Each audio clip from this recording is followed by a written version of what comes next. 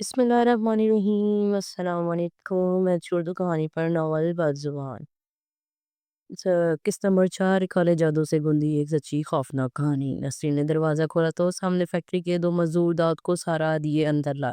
ہائے اللہ جی، اسے کیا ہوا ہے؟ اسے چوٹیں کیسے لگی؟ نسرین یہ تو جان پہ بن گئی داؤد کو اس حالت میں دیکھ کر۔ دراصل داؤد فیکٹری کے گیٹ پہ اپنی ڈیوٹی کر رہا تھا کہ ایک گاڑی تیز رفتاری سے اندر کی جانب آئی۔ داؤد نے روکنا چاہا مگر گاڑی کے بریک فیل ہو گئے تھے۔ وہ اس کے اوپر چڑھ گئے، شکر ہے یہ پیچھے کو سیدھا گر گیا۔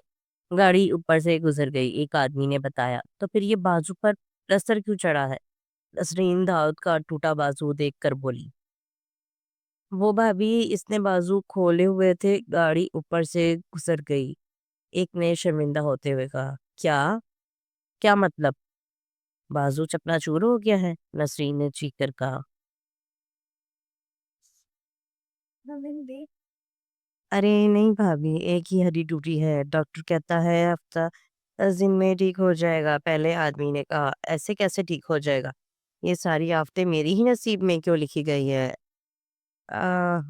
نسرین تو بین کرنے لگی۔ ارے یہ کیا رونا دھونا شروع کر دیا ہے؟ یہ نہیں کہ پانی پلا دیتا؟ آپ نے نکاہت سے کہا۔ نسرین کو اپنی غلطی کا احساس ہوا مگر دوسرے ہی پل ہاں تمہیں تو لگ رہا ہوگا ڈرامہ کر رہی ہوں، مجھے تیری پرواہ نہیں۔ ارے میں نے ایسا کب کہا؟ میں تو پانی مانگ رہا ہوں۔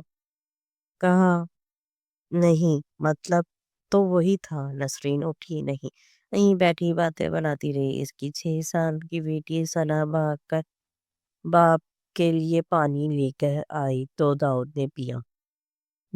داؤد کراتے ہوئے چارپائی پر لیٹ گیا کیونکہ اس کی چوٹیں کافی لگی تھیں۔ بازو کے ٹوٹنے کے علاوہ سر میں گہری چوٹ تھی، کمر پہ خراشیں تھی اور ٹانگ زخمی تھی۔ نسرین تو اسے دیکھ کر دکھی ہو گئی تھی، وجہ اس کی چوٹیں لگنا نہیں بلکہ اب مسلسل اس کا گھر رہنا تھا۔ اوپر سے آج کی خوشی بھی مٹی ہو گئی تھی۔ اب میری بات تمہیں ماننی پڑے گی، اب گھر کا گزارا مشکل ہے، تم ہاں کہو یا نہ، میں کل سے کام کرنے جا رہی ہوں۔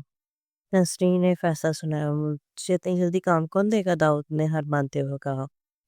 میں نے پتہ کروا لیا، گھر میں کام کی ضرورت ہے، دیکھنے کے بچے چھوٹے اور اب تو مجھے یہ تیری ضرورت ہے۔ داؤد نے ایک بہانہ اور بنایا۔ بچوں کی تو فکر نہ کرو، سنا سنبھال لے گی اور میں بھی 1 گھنٹے میں کام ختم کر کے آ جانا ہے۔ کون سا سارا دن رہوں گی وہاں؟ نسرین نے لاپرواہی سے کہا۔ اچھا تم نے فیصلہ کر چکی ہو تو میری بھی ایک شرط ہے، داؤد نے کہا۔ دیکھو اس شرط ورد اپنے پاس رکھو، مجھے پتا ہے تمہاری شرط، نسرین چڑھ کر بولی۔ اچھا کیا شرط ہے میری؟ یہی نا کہ میں اس ہندو گھر کے گھر میں کام نہ کروں؟ تو پہلے بتا رہی ہوں نہیں کرتی۔ افوش، نسرین نے اپنا میدان صاف کیا۔ داؤد کے پاس اب اسے روکنے کا کوئی بہانہ نہیں بچا تھا، اس لیے منہ دوسری طرف کر کے لیٹ گیا۔ نسرین فاتحانہ انداز میں اس کی پشت دیکھنے لگی۔ دوسرے دن نسرین وقت پہ پاروتی کے گھر میں موجود تھی۔ پاروتی نے اسے چائے دی تو اس نے یہ کہہ کر منع کر دیا کہ باجی ابھی پی کر آئی ہوں، مجھے پتا ہے تم مسلم ہندوؤں کے برتنوں میں کھانا پینا پسند نہیں کرتے، اس لیے میں نے تمہارے لیے نیا ڈنر سیٹ نکالا ہے۔ پاروتی نے نسرین کو نیا ڈنر سیٹ دکھایا۔ ارے نہیں باجی، ایسی کوئی بات نہیں، نسرین نے اٹکتے ہوئے کہا۔ ارے رہنے دے، میں بھی اس ملک میں رہتی ہوں اور اچھے سے جانتی ہوں مسلم لوگوں کو، پاروتی نے کہا۔ نسرین خاموش ہو گئی۔ اچھا دیکھ بولے، میں نے جو تیرے لیے ڈنر سیٹ نکالا ہے۔ جی باجی۔ ڈنر سیٹ واقعی بہت خوبصورت تھا، پتھر کا، ہلکے گلابی رنگ کا، جس پہ گلاب کے بڑے بڑے پھول بنے ہوئے تھے۔ نسرین برتن دیکھ کر دیکھتی رہ گئی۔ باجی یہ میرے لیے نکالے ہیں؟ وہ سیٹ پارو کا فیوریٹ سیٹ تھا مگر اس وقت اپنی زندگی زیادہ عزیز تھی اور نسرین کو شیشے میں اترنا ضروری تھا۔ ہاں تمہارے لیے، پاروتی مسکراتے ہوئے کہا۔ نسرین تو دیوانی ہو گئی باجی پاروتی کی، اب کچھ کھانا ہو کھا لینا ان میں، ہمارے برتنوں سے الگ رکھنا جی باجی کہہ کر وہ برتن اٹھانے لگی۔ پتا ہے باجی کل میرے مرد کے اوپر سے گاڑی چڑھ گئی۔ برتن اٹھاتے ہوئے نسرین نے کہا، اے بھگوان بچ تو گیا ہے، زیادہ چھوٹے تو نہیں لوگ پاروتی ہے، فوراً ہمدردی سے کہا۔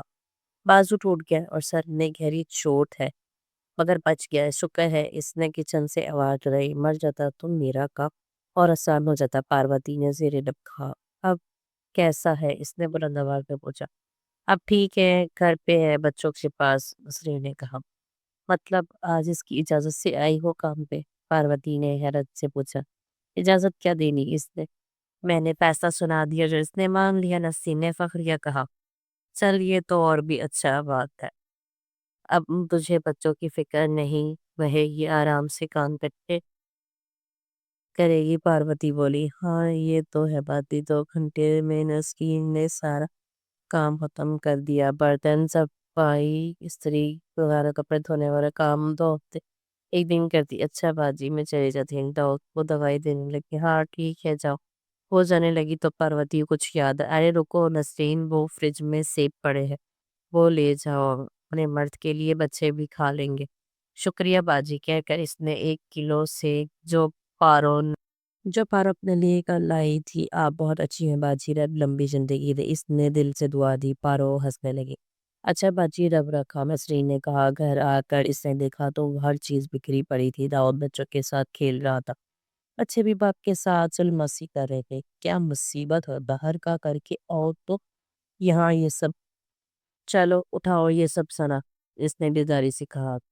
تو کس نے کہا ہے لوگوں کے گھر میں کام کرو، اپنا گھر کو سمیٹو؟ داؤد نے پھر آواز لے، نسرین منہ بنا کر سب سمیٹنے لگے۔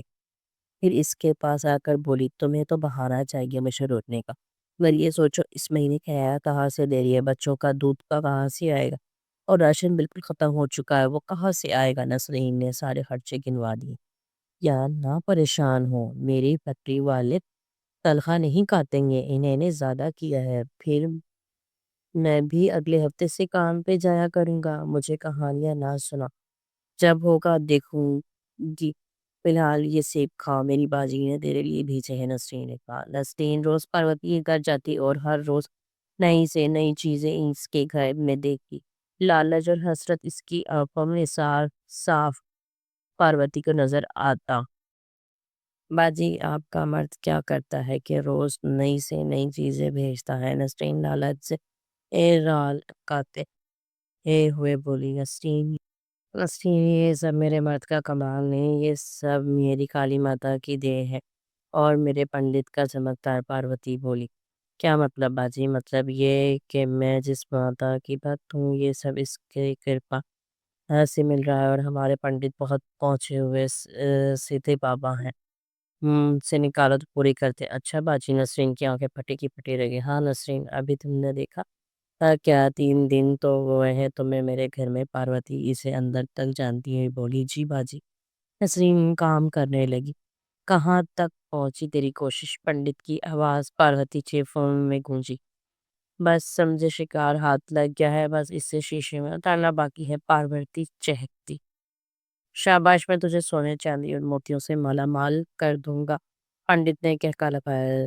سوامی جی، اس بار انعام میں اپنی مرضی کا لوں گی، پاروتی اترائی۔ سر ٹھیک ہے، جو تم مانگے گی ملے گا، بس بندی میرے کام کی ہونی چاہیے۔ پنڈت گھر جا۔